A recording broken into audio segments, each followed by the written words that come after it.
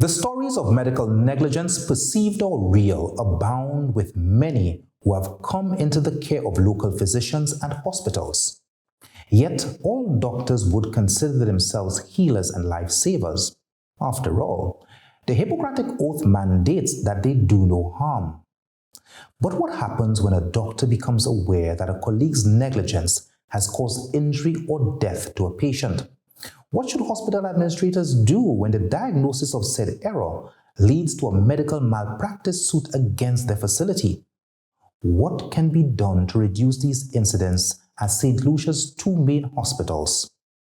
In this documentary, we examine the enigmatic death of 17-year-old Sanue Lewis. We also delve into a case of misdiagnosis, which could have easily led to death. And we explain why the government of St Lucia was forced to pay $2 million for the death of Bert Novrille in part 2 of the trilogy, No Room for Error. For eons, they have been regarded as modern-day gods, revered, trusted, infallible.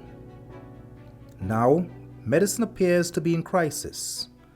Our gods are letting us down, and a handful of sensational cases are highlighting the profession's deficiencies like never before. And with each case of supposed medical error comes the instinctive response from the policymakers and the doctors. First deny, then manage, and when all else fails, robustly defend the medical malpractice suit with the backing of the government of St Lucia. But one thing they never do is to hold the doctor who chopped off the wrong leg, prescribed the incorrect medication, or botched the intestines responsible. Most times, they are moved to another department or another hospital, and the cycle continues under the cloak of professional protection. Medical malpractice occurs when a healthcare professional or provider neglects to provide appropriate treatment or gives standard treatment that causes harm, injury, or death to a patient. The main causes for lawsuits against hospitals include 1. Prescription medication errors. 2. Misdiagnosis or failure to diagnose. 3. Insufficient medical supervision. 4. Unnecessary delay of treatment. 5. Failure to acquire patient or family consent. 6. Hospital infections. And number 7. Communication breakdowns are the most common causes of medical errors. Whether verbal or written, these issues can occur between the physician, nurse or healthcare team member or the patient.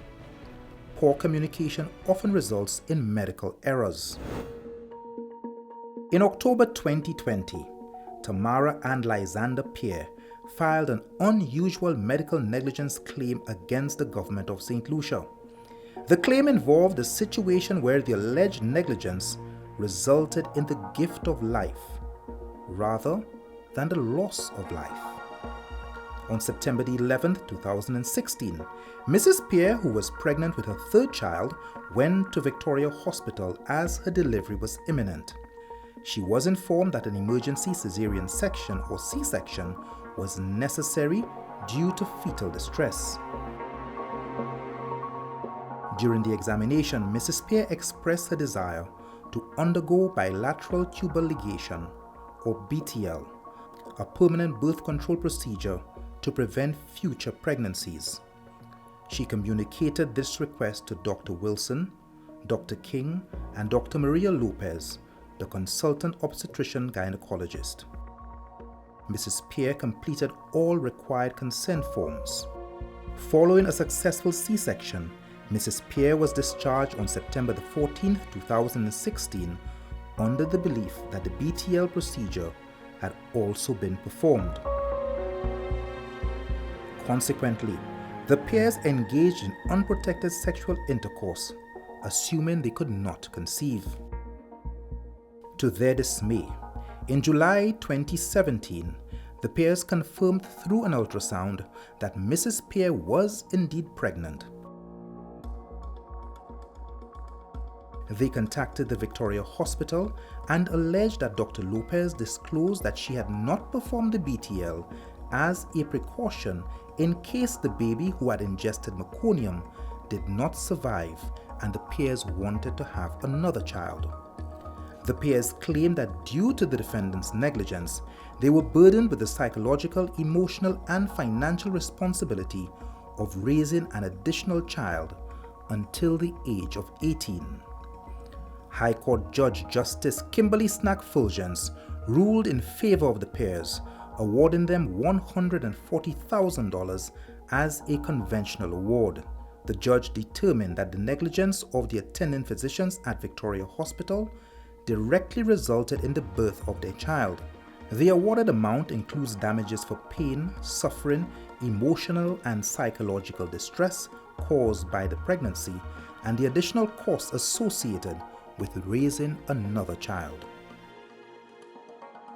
Unlike the Pierres, this lady with the pixelated face and her husband were pregnant with excitement at the possibility of bringing a new life into the world. When I looked at it, I thought it said not pregnant, so I started to cry. But when he went back, he saw it had a thin little line, and we just started, celebrating. We were so happy. It was going well. I did not have many issues, a little bit of morning sickness, but nothing major. The complications started just a few weeks after we found out we were pregnant. At nearly 10 weeks into the pregnancy, the lady with the pixelated face began having excruciating abdominal pain, which forced her to visit the emergency room of the St Jude Hospital. They began running tests on me. They did urine tests, blood tests. They even used the ultrasound machines. And they told me that yes, it's a miscarriage. So at the time I had lost the baby. One of the nurses who was there, when in the explaining to me, because I wanted to know, what caused that, what happened, she was saying to me that she realized that on the ultrasounds, my womb, the lining of my womb was still thick. So she didn't understand, since it was a miscarriage, that should not be. But I was ignorant of it at the time. I just said, okay, So they just gave me pain medication, sent me back home. That was it for the time. 4 days after the visit to her doctor, her body began revolting with level 10 pain in the middle of the night. I told her, my body still feels like I'm pregnant. I still get a little bit of morning sickness. So I am not certain that it was a miscarriage. She just dismissed me. She's like, oh, that's normal. Your body still has the hormones. That's fine. And she said, and that was that. The pain was so bad. I was vomiting. I was shivering, goosebumps, everything. But then it subsided. I didn't go to the ER that night. I thought it was just probably maybe something I did or something. But then during the day, it really became unbearable. So we went to St Jude's again. When I got there, I told them everything, the miscarriage, my period. They did a lot of tests on me, and I was waiting. And they determined that I had a bladder infection, and I had gallstones. But I found that a bit strange, like I was 24 years old, gallstones. But okay, they know what they're doing, they're the professionals. They gave me pain medication, they gave me other things to relax my body. So I was fine. Then they sent me home, but the doctor, he told me that what I can do, all the tests point towards a bladder infection and the gallstones. So he said to me what I can do, the doctor said to me what I can do is go to Dr. Bober's office in Beaufort, which is where they do to the ultrasound clinic for a second opinion.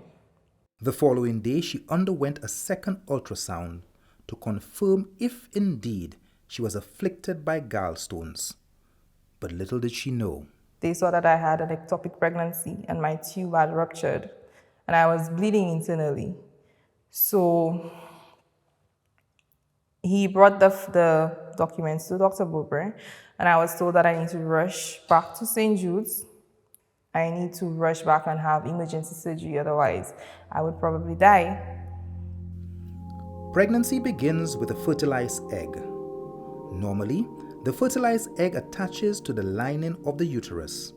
An ectopic pregnancy occurs when a fertilized egg implants and grows outside the main cavity of the uterus. Ectopic pregnancies often occur in a fallopian tube, which carries eggs from the ovaries to the uterus. This type of pregnancy is called a tubal pregnancy. Sometimes an ectopic pregnancy occurs in other areas of the body, such as the ovary, the abdominal cavity, or the cervix. An ectopic pregnancy can't proceed normally. The fertilized egg can't survive, and the growing tissue may cause life-threatening bleeding if left untreated. Ectopic pregnancies occur in about 2% of all pregnancies. The uterus is the only organ which can hold a growing fetus. It can stretch and expand as the fetus grows. The fallopian tubes aren't as flexible. They can burst as the fertilized eggs develop. If this happens, it can cause severe, life-threatening internal bleeding. This is dangerous. Ectopic pregnancy should always be treated as a medical emergency to avoid injury to your fallopian tube and other organs, internal bleeding, and possibly death. Funnily enough, when we got there, it was the same doctor that had served me the night before. He was there. And, when we gave him the paperwork, we told him what was said and that I have to have emergency surgery. He held his head in his hands and he's like, I don't understand how that can happen. I had to be rushed into surgery because I had been bleeding for 24 hours. So the doctors were frantic. They called the gynecologist, they called the surgeon. They were so frantic because I was told I had gallstones and a bladder infection. And all the while I was bleeding. So you can imagine if I had not gone and gotten that second opinion, if I had not gone to do those tests, I would be dead. I also feel like there might be an issue of the equipment at St. Jude's because when I came back after doing the second set of tests at Dr. Bober's office, with even all the paperwork, I came back with all the paperwork that shows, this is where the fetus is and this is what it is. They had their machines and they were trying to see what they were trying to see for themselves. And they could not see anything on the machines. I remember lying there on the bed and these two doctors are going back and forth with each other. They're like, but look, there's nothing there. You cannot see anything. But they have the paperwork from him saying that I have my fallopian tube has ruptured. So they could not see. Everything about it reeks of malpractice, negligence, from my OBGYN first of all. Very dismissive. I remember after I had the surgery, she came on the ward and she passed by and she came to me. She asked me, how are you doing? And then she just came and she's like, you must have had twins. And then she just left. Misdiagnosis is a common medical mistake where doctors make errors in identifying illnesses or injuries. Globally, it is estimated that around 12 million people are affected by diagnostic errors each year, leading to 40,000 to 80,000 deaths annually. However, not all misdiagnoses are considered medical malpractice or lead to successful lawsuits. Even skilled doctors can make diagnostic errors. For a misdiagnosis to be legally actionable, it must result in improper or delayed treatment or no treatment at all, causing the patient's condition to worsen. To prove misdiagnosis, a patient needs to show that another doctor in the same field would not have made the same mistake. Faulty lab tests or results can contribute to misdiagnosis either due to equipment problems or human error. In such cases, the technician or secondary doctor responsible for the incorrect interpretation of the results can be held accountable. If a mistake occurs due to the hospital staff negligence, the hospital itself may be held liable. Overall, misdiagnosis can have serious consequences, but not all instances of misdiagnosis qualify as medical malpractice. It requires a clear link between the misdiagnosis and the resulting harm or lack of appropriate care. When we return, a trip to the hospital claims the life of a pregnant 18-year-old and her baby. The St Lucia Medical and Dental Association break their silence. And later in the series, 18 years of hurt bubbles to the surface. That's the time I said, no, you see the same thing I told you all. Look, she make the baby. That's the time. Then let's come out. They come and see.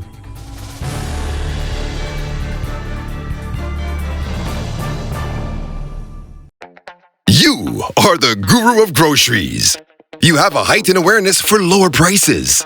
You journey to find freshness and variety and quality brands, and you have an acquired taste for specialty items. You want to set a good example for your followers. And that's why your higher calling is Susie's Variety Store. 2 stores that beat the giants on pricing, variety, and quality. Susie's Variety, small store, big love. Located in Cantonment, Vieux Fort, and Bois d'Orange, Gros-Îlet. Telephone 458-4161. If I would have known that you wouldn't be here anymore, I would have made the moments last a little longer. 'Cause now I'm alone, and you're just a memory in my mind. I would have given anything to say goodbye. My big bro, the general, Jay. 21 gun salute, I'll see you soon on the other side. If I would have known, if I would have known,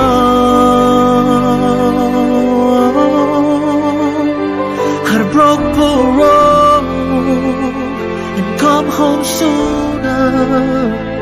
If I would have known.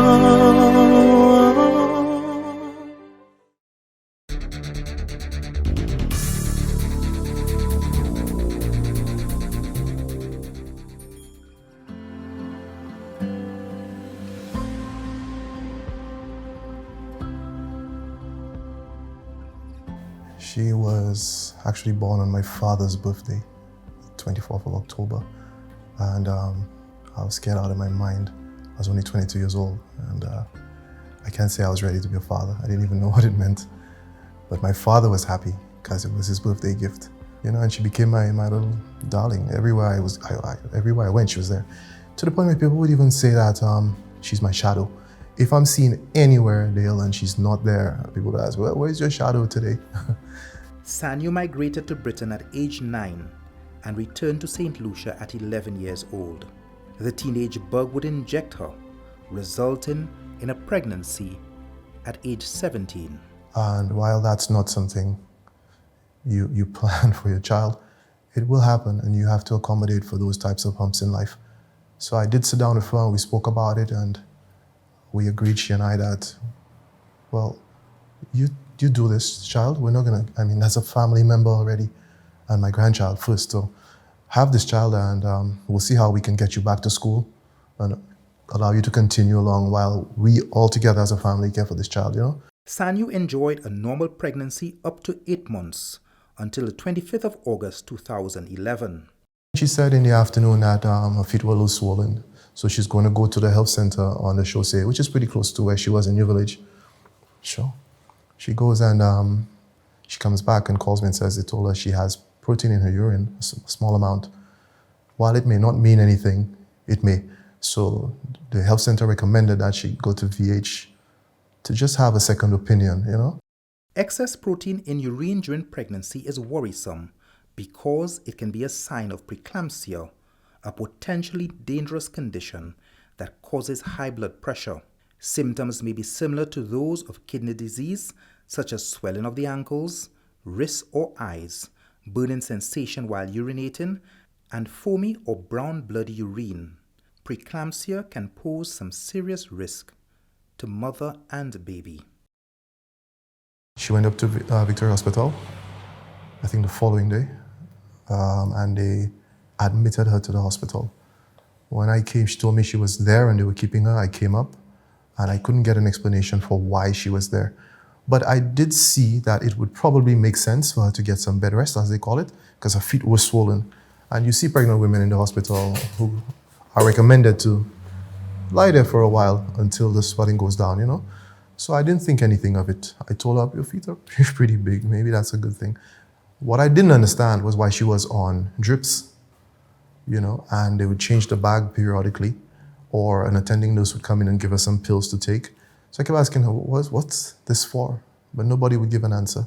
In fact, they almost seem annoyed that you're asking, you know? So I stayed with her day one, and I went home. She seemed pretty fine, good spirits, nothing to complain about. That was, I think, a Thursday. Friday, I went up again. I brought stuff for her to eat, and she seemed just fine. She was actually on her feet.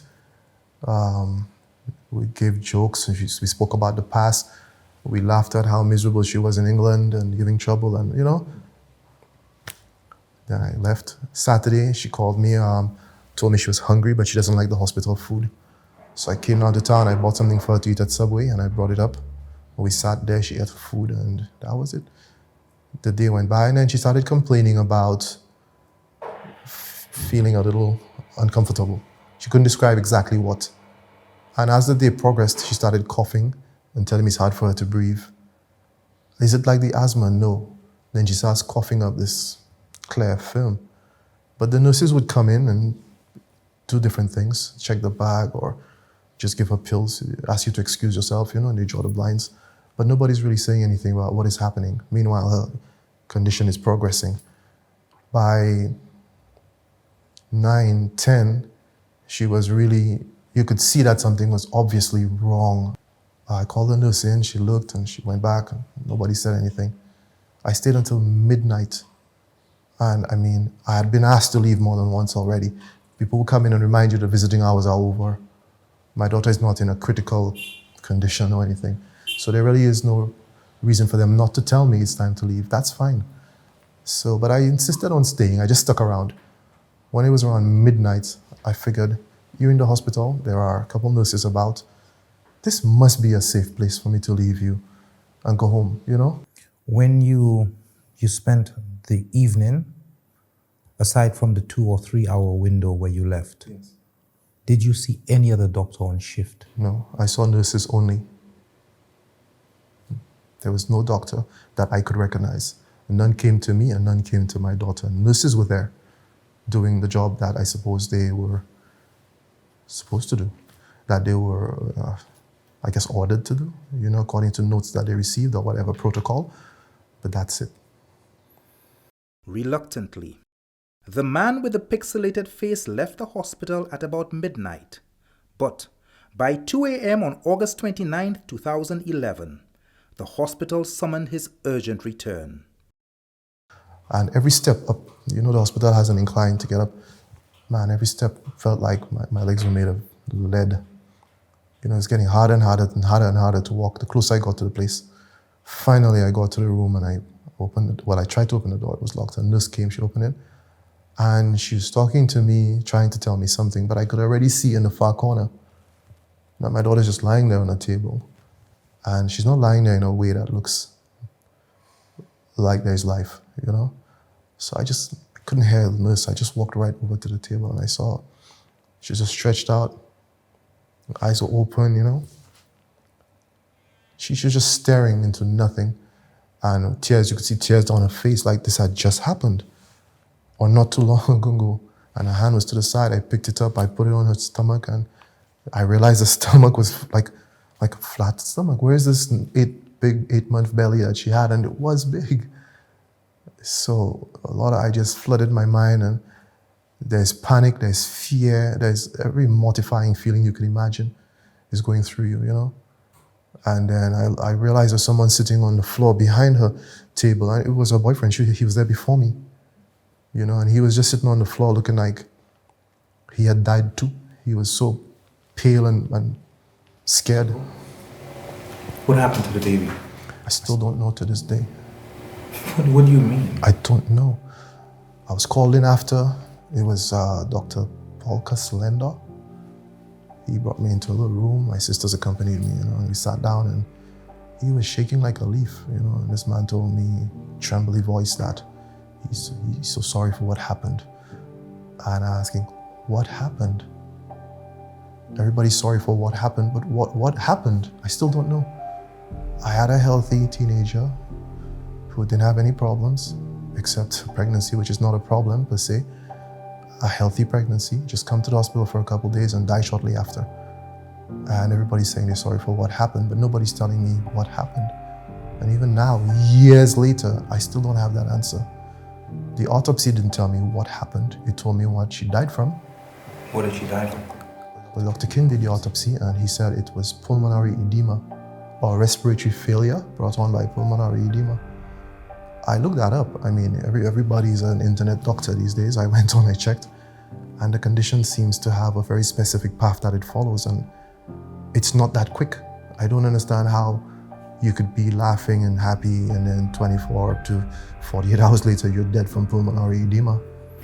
Was the baby delivered? Well, we buried her with the baby in the coffin, so the baby was somewhere, but it wasn't in ICU when I came.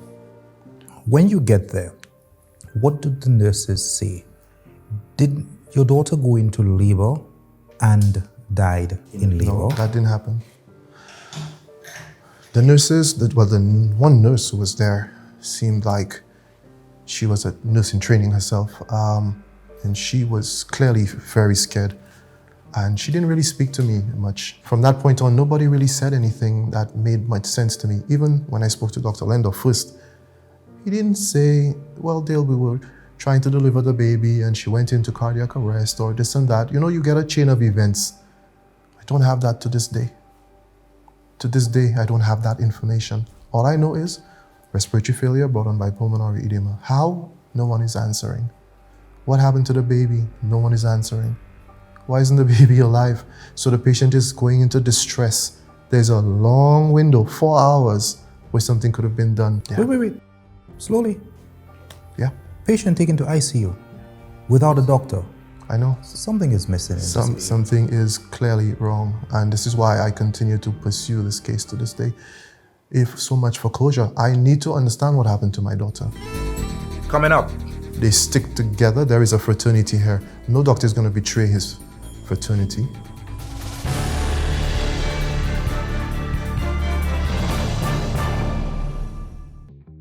He said he was going to cook. He said it was a special Indian dish. Bring my appetite, he said. Fresh shrimp or salmon, he asked. Vegan, I replied. Dessert, he hinted. Fresh fruits for sure, I responded. From the giant, I asked. He was quick to say no. Only from Susie's Variety. Small store, big love. Susie's Variety. Located in Cantonment Vieux-Fort and Bois de Rage, Rosie-Lay. Telephone 458-4161 or 454-8873.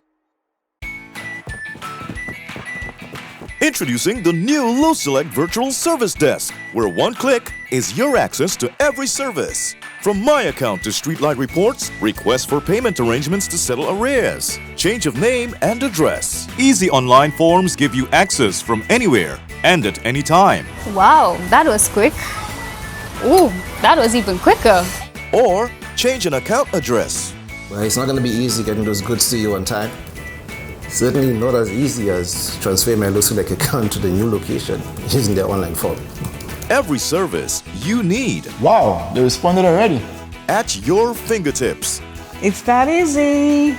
Boom. Go! To access the Lucilec Virtual Service Desk, go to our website, lucilec.com, and click on the Virtual Service Desk widget. Lucilec's Virtual Service Desk. Every solution at your fingertips.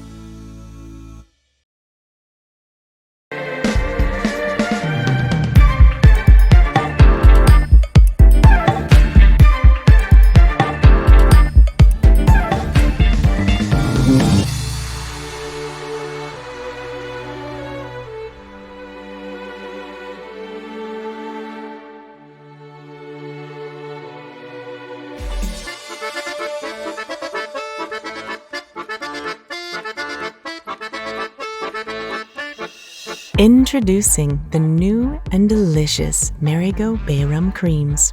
True St. Lucian flavor. Available island-wide.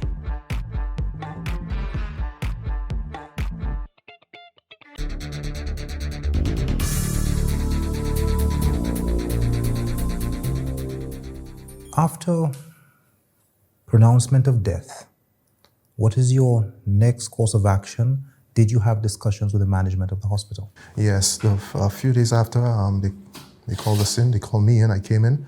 My sisters were again present with my daughter's boyfriend. He's there too. The hospital administrator and a few nurses, some senior, some seemed to be junior, I'm not sure. They were all present and to discuss what had happened. And they were talking, but nothing was being said that brought any real understanding of the situation to me. And one, it could be a doctor. You have to forgive my memory. It's been a long time and my focus wasn't the best back then. My mind was reeling from grief. But I remember this one doctor telling me that these things happen. You know, and Dale, I've never forgotten those words. I think those words enraged me. And I think I delivered in the worst way in that meeting at that point. Because of that, I had to ask her, like, with swear words, what are you talking about? What things happen that you bring your daughter, healthy daughter, to the hospital on a minor, checkup, and she dies hours later? Are these the things that happen? What things happen? And then the administrator starts saying that they're all very sorry and that there's a lot of things that could have been done better and that there's a profound lack of resources. Clearly, somewhere along the line, a misdiagnosis may have happened, and she went on to say a few things that gave me and the rest of the party I was with the full impression that the hospital had messed up. And it doesn't take a genius to see this. I mean, this is a straight A to B case. Healthy person comes in, very minor issue, they die. You need to do a forensic examination of this case. What happened here? Who is responsible for this in the hospital, that is? And talk to the people, the family involved in the correct manner. But instead, I was advised to take legal recourse. I understand what that is. That is basically just a mechanism to discourage continuation of the case. Because the average person, the average middle income worker in St Lucia would not be able to afford to pursue that case beyond that. Because now you need to continue making expensive legal payments, which is $500 an hour at the time, and find a medical practitioner who will assist you with analyzing the facts and presenting them from a medical standpoint. Who can afford this? Plus, they stick together. There is a fraternity here. No doctor is going to betray his fraternity, despite the hippocratic oath that they all take. You would think coming to the hospital is a place of safety, a place where you can relax your mind that here are a group of people who are going to take care of me. Instead, it's become terrifying. And so he did. But, as many St. Lucians have unfortunately discovered, getting a day in court versus the government of St. Lucia is a tall order at best. For starters, the matter must be filed in court within 6 months of the alleged incident. In many cases, patients may still be in the recovery or grieving phase. Further, to get an expert witness from the same medical fraternity to side with a patient over their medical brethren is near impossible in St. Lucia, albeit it is professional suicide. The man with the pixelated face did attempt the impossible. However, the matter was dismissed at the preliminary stage in court.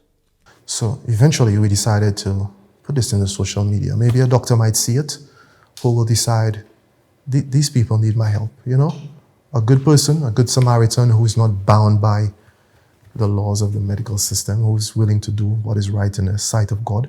So we started the Justice for Sanue page, and we figured, let it sail the social media sea.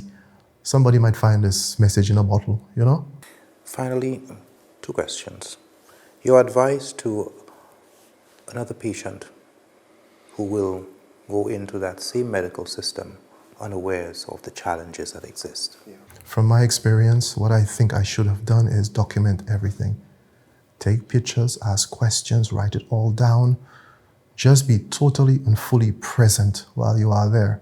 Ask the nurses' names, write it down, make notes of the times, the shifts, the people who come in and out, the medication they're giving.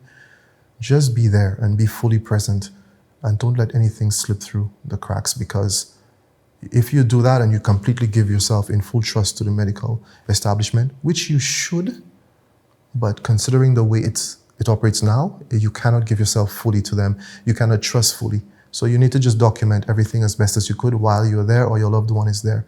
You took an oath to keep people safe and to protect them and to nurse them back to health. Nursing back to health is not just giving medication. It's hand-holding, it's compassion, it's empathy, it's sympathy. All that's nursing back to health too.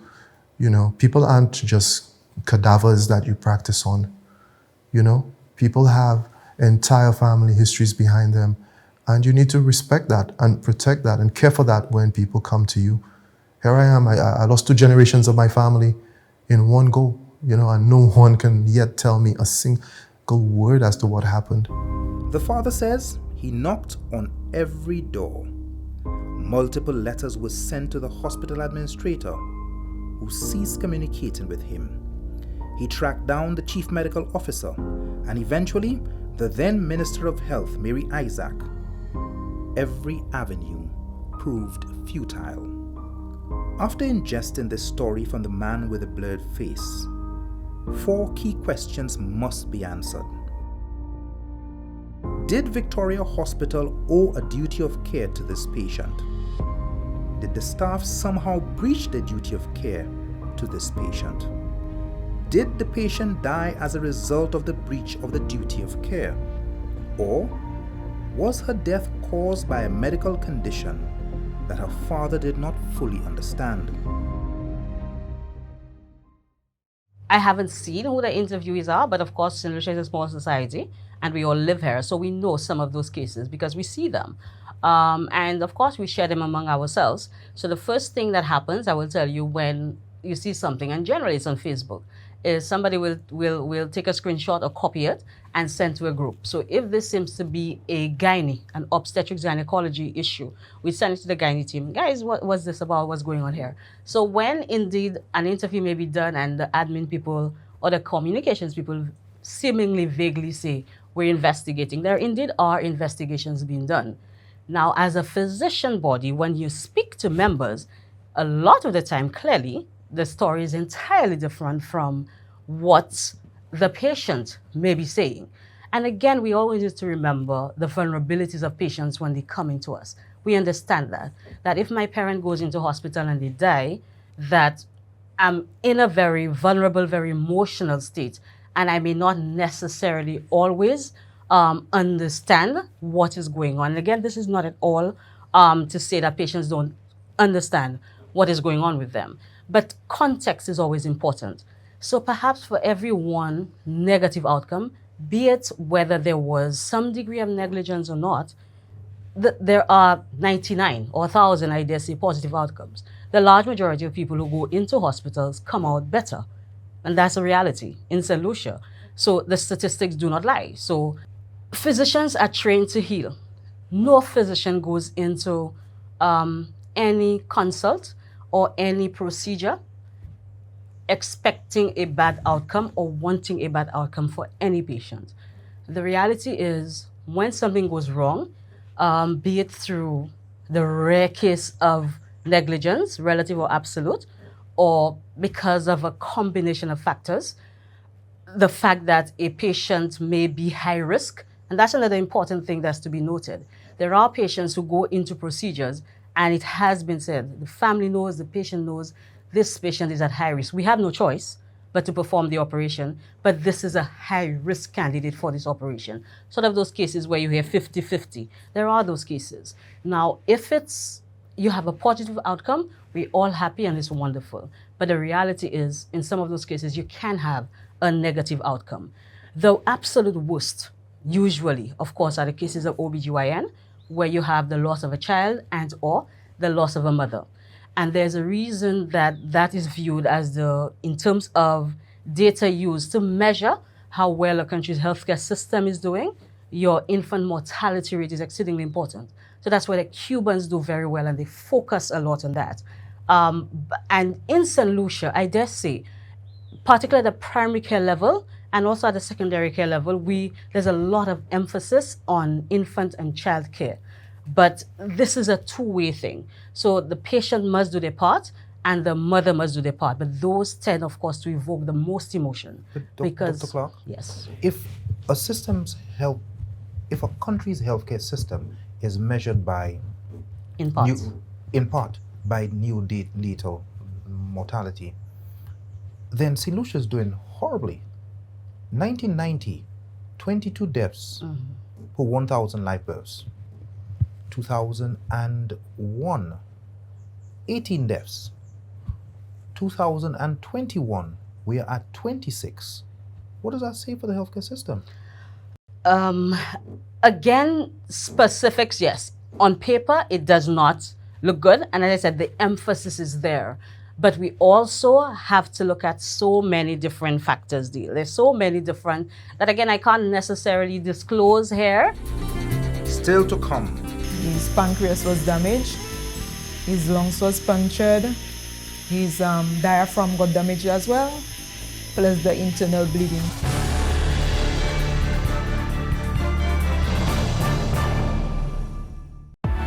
This is your giant step.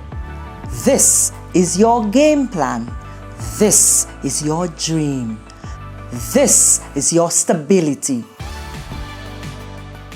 And this is your Baka, with 2 locations which provide quality service from people you know and trust.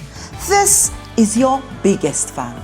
And this is your approval to a better life. Choiseul Cooperative Credit Union. Contact us today for loans, savings plans, insurance, FIP, and the convenience of ATM, mobile, and online banking. At Choiseul Cooperative Credit Union, we make lives better.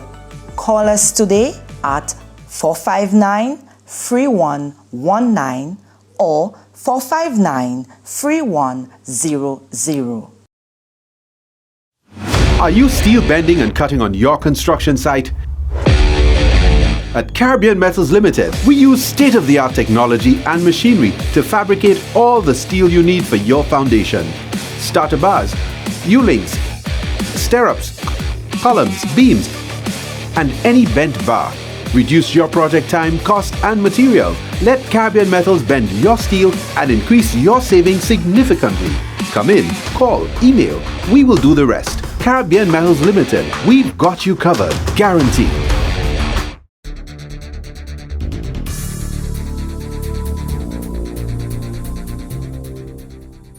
26-year-old Daniel Esnad from Monlacroix, Siffre, got into a violent altercation with Don Ishmael and Lesroyson Gilbert on January 26, 2014. Describe his condition. When you got there, you picked up your brother. Describe his condition. He walked from Industry Choiseul to Monlacroix. As soon as he arrived, he collapsed. So they quickly got a vehicle to take him to Jalousie, that's Sugar Beach, and then I did the rest from Sugar Beach to the hospital. Where was he stabbed? On the left side of his torso, right there. according to Chaka. Her brother arrived at the Siffre hospital at approximately 2 a.m., but it was not until 6 a.m. that the on-call physician arrived.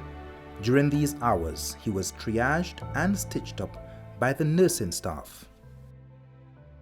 She looked at the area and she inserted her finger in the stab wound where it gushed out blood, and she said it's nothing much, it's not deep, and she stitched the wound. So my mom said, she said, nurse, in Creole, Gamanya sa pisse son kwe sabon, nurse ou assuye. She said it's not nothing bad, and she stitched the wound.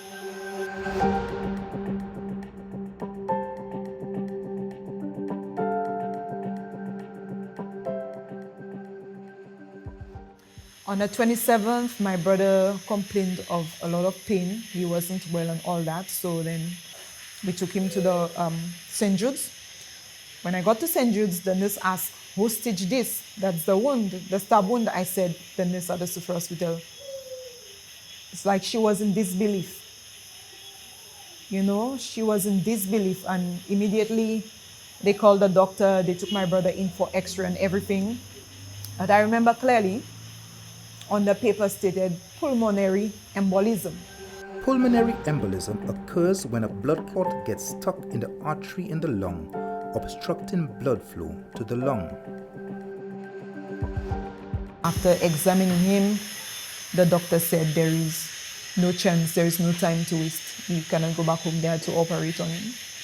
His pancreas was damaged, his lungs was punctured, his diaphragm got damaged as well, plus the internal bleeding. He had all of these things. And yeah, it was surprising. They said he had nothing stitched him and he had all these internal damages. My brother survived for 2 weeks after the surgery, and February 14th, 2014, he passed away. Why do you think this is a case of medical negligence? The doctor didn't come until 6 next morning, which is like a 6 hours wait. It is not, to me, I believe it's not the job of the nurse to stitch him. The nurse is there to me to take your pressure, check that you're doing okay and stuff like that. But to proceed to stitch, I believe that's the job of the doctor. So why would the doctor just stay at home or in his comfort and ask the nurse to proceed to do this type of procedure? And you were never there. One would say that it was your relative, and when you got to the hospital and you realized that the doctor was not coming, the onus was on the family to take him to another medical institution. Why didn't you do that? He was already in the care of the nurse. Now, we didn't know that the doctor would not come, because if anything happened to my brother on the way, we would be blamed and said we went with him. One would imagine that this situation could only happen in localized polyclinics badged community hospitals, and that in a real, modern, properly funded government facility, this level of negligence could never occur. But consider this. On November the 9th, 2003, Wilberforce Novrille, also known as Bert Novrille, was rushed to Victoria Hospital due to stab wounds. He had sustained injuries to his abdomen and shoulder, showing signs of hypovolemic shock. Despite urgent classification, the hospital's skeleton staff faced difficulties reaching the on-call surgeon, Dr. Richardson St. Rose, and the registrar.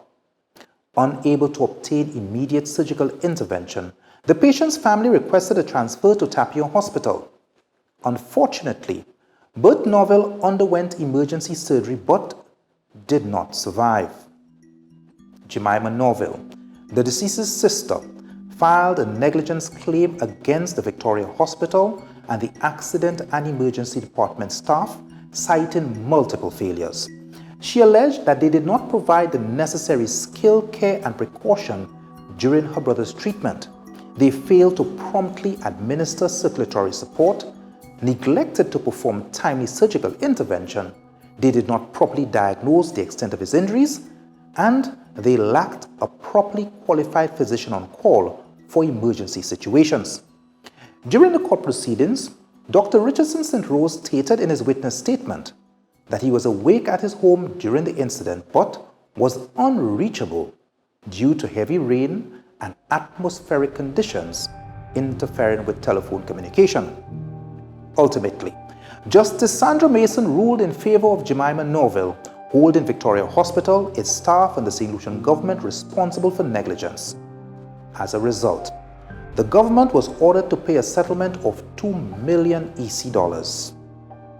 In part 3 of No Room for Error, we take a deep dive into the medical sector in St Lucia.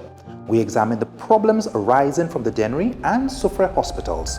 We delve into St Lucia's nursing crisis. We examine the working hours and conditions of medical professionals to determine if burnout is a cause of increased errors. The Chief Medical Officer speaks on new policies and greater safeguards. And we hear the heart-wrenching story of Usila Izimbot, who gave birth in a pickup truck outside this hospital, and the tragic consequences that followed in part 3 of Untold Stories, No Room for Error.